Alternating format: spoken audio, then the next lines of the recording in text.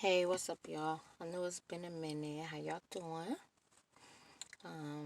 Hope y'all doing well, being safe.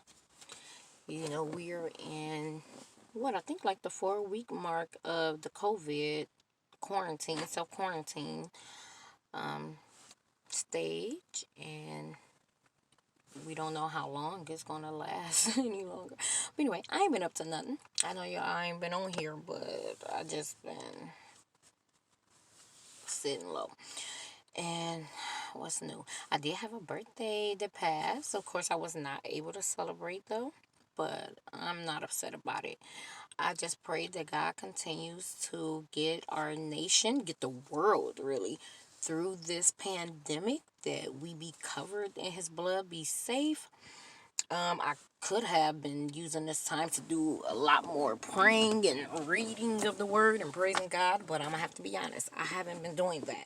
And I'm ashamed of myself for it. I've been getting on myself every day, like, girl, you should be reading more, praying more, and stuff, but I haven't. But anyway, let me get to what I'm here about. So, yesterday in the Joe Budden podcast group, which I'm on Facebook, they have posted a picture of Drake's child, and they had stated like, oh, he finally revealed his child. They posted a picture of him, his child, the baby mother, his mother, and people were in the comments. They were making jokes, lighthearted jokes about like, oh, Pusha T pushed him to have to show his child. They made jokes like, oh, his child looks white, so they see why he had gotten a DNA test. They was just making jokes like that. Nothing malicious though, in my opinion anyway, and lighthearted. So we fast forward to today, and I'm listening to the Joe Budden podcast. I was in the Joe Budden podcast group. So I am listening to the Joe Budden podcast, and they bring up Drake and him revealing his son, and they were stating their disdain for how people were talking savagely, talking about this child, degrading this child, and things like that. So, I was confused. I'm like, well, in the group, they brought it up, but they were making fun of Drake in the situation, but not actually the child. And then I was like, well, on my news feed, I don't think anyone brought it up. But then that's when I remembered that I'm suspended from out of my main account for a month. So it's the backup page. I'm like, I really don't got nothing on there, because it's backup page. So I'm like, maybe that's why I ain't see anything. So I had been gotten rid of Instagram and Twitter. So I went and downloaded Twitter and put in the search engine, Drake's son. And I did see people, of course, poking fun, but specifically, I seen them saying like the child was ugly, the child looked at funny, stuff like that. Now that I don't even agree with. To me, the child is gorgeous, beautiful baby, and I agree that those things shouldn't be stated on social media about someone's child. Like, yeah, y'all are grown people. Why are you on social media trying to objectify a innocent baby? So I do get that. But people having their opinion about how this child looks is no problem to me. That is normal. And we're not about to demonize people for having a view and opinion about how they feel a child look to them. Is it table talk? Yes. Should they keep it to themselves? Even outside of table talk? Yes. Should it be on social media? No. But it's normal. I myself, a mother of a child, we judge our own children. When my child was born, I was like, oh, my precious baby looked just like the ant called Z from Ants, or what was it, Bug Life? Like, so we have opinion, we see stuff. 50 Cent even said, he had a face only his mother can love. Like, we have eyes, and we have our own description of what beauty is or is not to us, and we form those opinions, even about children. It's just back in the old days, they told us, if you don't have nothing nice to say, don't say anything at all. And there wasn't social media for people to go trying to blast other people's dang on kids, right? That was stuff that they told their siblings or their parents or closest friends, like, ooh, such and such child ain't that cute, you know what I'm saying? Stuff like that. So to me, that's not a big deal, especially when you look at it from a universal standpoint. The child is gorgeous, like, so I don't even see why they're giving that life or making it much bigger than what it is. But is it rude and sensitive? Yes, cut it out.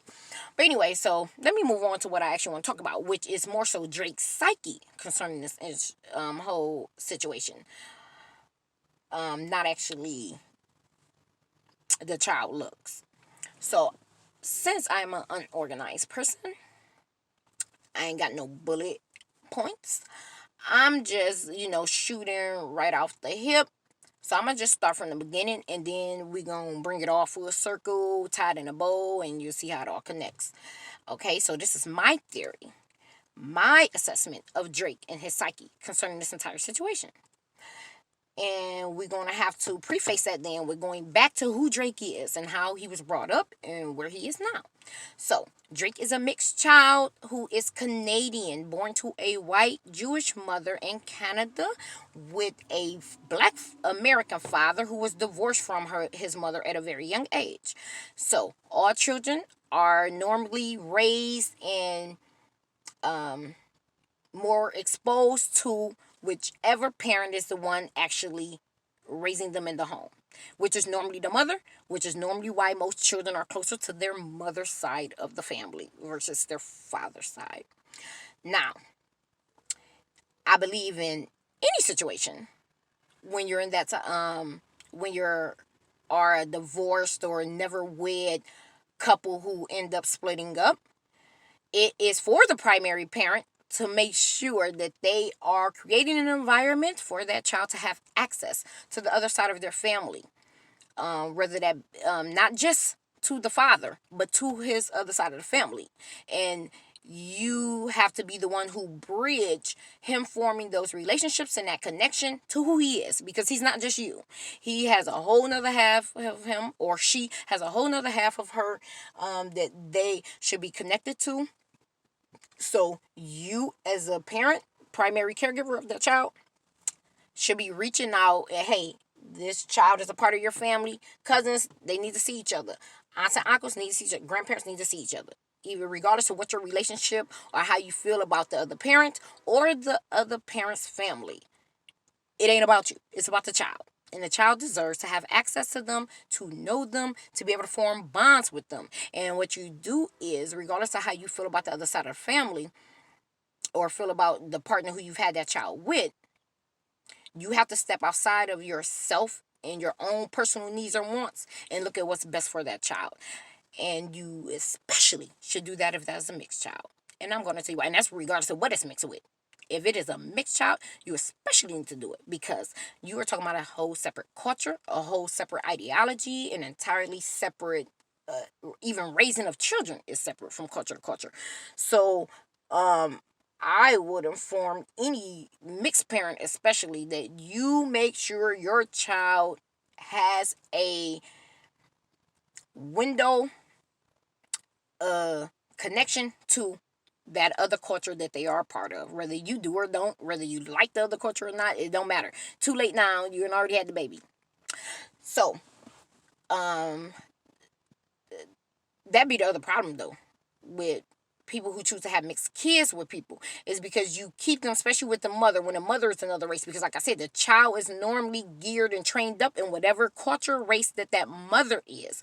And what a lot of white women do is they have these mixed babies, but then they want to keep the child in their bubble of it, which is normally an all white neighborhood community. So you're raising your child up as if they're white when they are not. And guess what? Um, your household ain't gotta be there. They're gonna look in the mirror, they're gonna know that they're not. But society eventually gonna reach an age where society in your community is gonna let them know that they are not them. But anyway, that's a whole nother story. Stop having mixed kids if you don't want to go and be in a more diverse neighborhood, because you're comfortable in that neighborhood. Your child ain't comfortable in that community. And I know firsthand because I have mixed cousins who mothers chose to keep them in their all white knitted communities, and my cousins have been racially profiled, called they have been ostracized. They have all of that. So it ain't good or healthy for them. I've had cousin who was pretty much self-esteem was messed up due to the fact that his mother felt more comfortable in her all-white neighborhood and didn't give a damn about what this all-white neighborhood was doing to the psyche and development of her child. Okay, so anyway, I just wanted to say that as a quick service announcement. So you take all children, right, who go through the stage and the phase of trying to figure out who they are and wanting to fit into something or someone. And that's outside of race, right? We're talking about all children across all nationalities, religions, ethnicity. You go through a growing pain stage of trying to figure out who you are and where you fit in and wanting to be accepted. That is amplified 10 times for mixed children, on because now it's not even just a matter of who they feel they are on the first level, but it's another layer to it, to where now race is involved in them trying to figure out who they are. What box do I fit in? Because we know that society automatically is going to force a mixed person into a certain box, regardless if that child identifies as that, wants to be identified as that, or even was brought up as that. Society's putting them in a box. So yeah, a person had raised the question: is Drake a black man who happens to have a white mother, or is he a white man who happens to have a black father? Which is genius. I love the way that they worded that, because I've always stated that same thing is just, does a person have white ideology or not, rather mixed, because you can have a mixed person who has white ideology or does not, and you can have a black person, fully black, who can have white ideology. So I've always equated it to that. But when they are artfully articulated that way, it was just genius to me. I loved it. So I'm quite sure me stating that to you even brought up your idea. You know exactly what we're talking about, and you've seen a person who has white ideology versus a person who doesn't. You've seen that mixed kid who either was black, who and happened to have a white parent, or that child who is white but happened to have a black parent. Drake, due to the fact that his mother is white, her side of the family is white, she was in the community, most likely of a white suburb, has raised him as a white man. White ideology is what I'm referring to, although he is mixed and black, and as we know today, identifies as being black. So, or at least that's how he wants to either be viewed, or that's how he view himself. And I'm gonna tell you what I mean by that in a sec. So, he has all mixed children, and some never even come out of it, or it takes them way later into life to come out of trying to figure out, where do I fit in as a mixed person? How do I want to view myself? Okay, this is how society sees me, but this is how I view myself. This is how my mom sees me. That could be all three different things.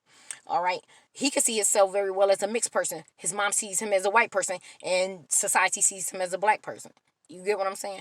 So anyway, the importance of that is it is a psychological trip that mixed children suffer with a lot, and Drake has suffered with that. Now we know Drake began to act as he got older. Then he decided he wanted to be a rapper anyway in America, because Drake had things he was grappling with when he came to America, which was, number one, he was Canadian. And then number two, he was mixed. And then number three, he was brought up predominantly by his white side. So the thing about mixed children is, normally blacks have always been their safety net. As far as blacks embrace mixed people, and even just people in general, we embrace them with love and we accept them. But specifically mixed people, we've always been their default race. So that's whether they navigated to that side on their own, or whether they had to because they were rejected from the white side and was forced into the black side. They were always accepted and embraced by that side, until lately we have come into a time of this surgence of black consciousness, to where some black people are now saying, no, we're not automatically accepting anyone, and even for mixed, we're not automatically accepting you. You get what I'm saying? They've come to a place to where, do you have white ideology or not? And I'm not going to say that. I'm not even here to speak to that on whether that's a good thing or a bad thing or whatnot. I just want to say this is also something that Drake is has faced and what he's grappling with right now, dealing with this child. So anyway, blacks have always embraced people, because even white people, fully white, they associate blackness with struggle or underprivileged. So they've even, if they grew up amongst us, we even embrace them, and they associate themselves with connecting to blackness, although they have no blackness in them. They connect to the struggle of being black. And mixed children, they are, rather is, they don't necessarily have to have the struggle aspect of it, but them just being black, they normally are embraced and accepted, and they connect to blackness because they are half black. Well, Drake is a special case because he's Canadian, grew up in a white suburb, so he did not have the struggle part. He does not have the American black culture part experience. He has it now, but I'm just talking about back then when he started out. He didn't have these things that could connect him to his blackness, other than the fact of knowing I'm not all white. So that leaves you in a gray area when you got a black consciousness growing that's saying, no, we're not just accepting you anymore just because you're half black. So an American black rapper, which is what he wanted to be, submit himself as, Drake. Oh no, let me go to before then. If you recall, Drake began to want to stretch and shove down the throats of everyone that, no, I'm mixed. I'm not just black. I'm white. I'm white and Jewish. Right? Do y'all remember that stage? And that was because Drake wanted to go mainstream. He wanted to cross over. So in order to cross over, that means that you are accepted by whites, or non-black, should I say. You're not just a part of the urban hip hop community now. So when Drake was trying to cross over, sorry if I keep saying Jake, my son's name is Jake, but anyway, so when Drake kept trying to cross over to mainstream, which he successfully did, he began to trying to attach himself to his whiteness as well, right? So he was shoving that down everyone's throat. I remember seeing it everywhere. Him, I'm black and I'm white. My mom is Jewish. I'm a Hanukkah, whatever. All right. So he wanted it to be very male on Front Street, and he did that because he wanted to be accepted by whites. Now, I'm gonna tell you one thing I think about that. I think that Drake identifies as a black man, or at least wants to be viewed as a black man on a mental, emotional, and cultural level.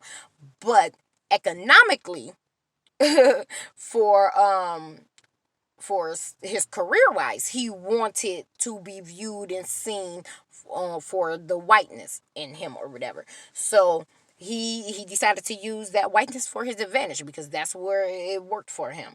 Hey y'all, I'm the white America. I'm not just black. I have a white Jewish mother. Embrace me too. Which he was able to use that. It helped him climb higher. But then Drake turned around and wanted to flaunt his father everywhere because now he's like, no, okay, I've crossed over now, but I want my father to anchor me back down into my blackness, right? And we all know in America he's viewed as a black man anyway, although by his mother he was being brought up as a white man. So earlier on, I believe he did have white ideology. I believe he was the white boy who happened to have a black father. But then, rather through his teenage years, or once he decided he wanted to be a rapper, he began to gravitate to this other part of me. Okay, I want to experience my blackness and want to be a part of that. And his father in America, as far as the rap world, is what was able to anchor him to be viewed as a black man. But then, after then, if you paid attention, Drake left race alone. He did not want to he didn't have anything to say concerning race. He was in that Kevin Hart area where I don't want to ostracize anyone. I don't want to set myself apart from anyone. So I'm going to leave racially anyway, racial political issues or political issues in general and race related issues. I'm going to stay away from those because then that makes me have to draw a line. That makes me have to now box myself in. And I believe that that has later came down to hinder him, because now we hear Drake saying, um, I should be celebrated as black excellence. I should be commended for being the first black man this, the first black man that, as far as in the hip hop world, you know? And he was not getting that. But it's his own fault why he was not getting that. He would have gotten that if he would have stayed anchored to his blackness. But in order to go mainstream, which is another reason why they call it selling out, because selling out is a triple entendre thing, but we just gonna use it on that level. In order to sell out, as far as go mainstream and have the global appeal that he had to sacrifice and sell out his blackness to that degree, because then I would ostracize him from his white audiences. And that's why I commend the black stars who still do it. And guess what? They still successful. It did not hurt or burn their career. Rihanna spoke out about it. Rihanna is still globally successful. And whites and blacks and everything in between still supports her. Although she made a stand to say, I'm going to double down in my blackness. Drake wanted to stay away from that. And that is partly what has caused the problem that he's in today, but is definitely what caused the problem of why he isn't celebrated in his blackness the way he wants to be. And it's because he, the one who chose to separate himself from that in order to get farther the way he thought was the way to get him farther anyway. So you have all of that, right? So Drake, on a psychological level, as a mixed person, has already